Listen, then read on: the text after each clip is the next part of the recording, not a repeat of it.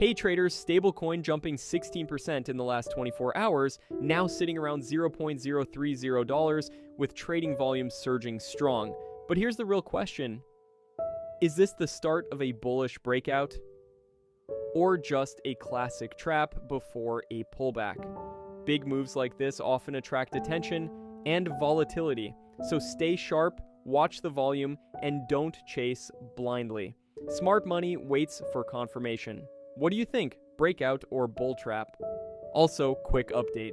We've just released our latest stable crypto price prediction update, support and targets revealed.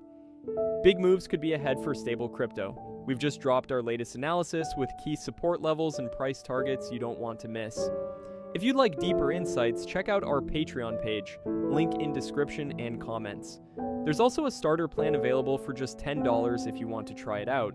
Got a specific chart you want analyzed? Feel free to DM me anytime, happy to take requests. Catch all the details via the link below. Disclaimer, please do your own research. This content is for informational purposes only and is not financial advice.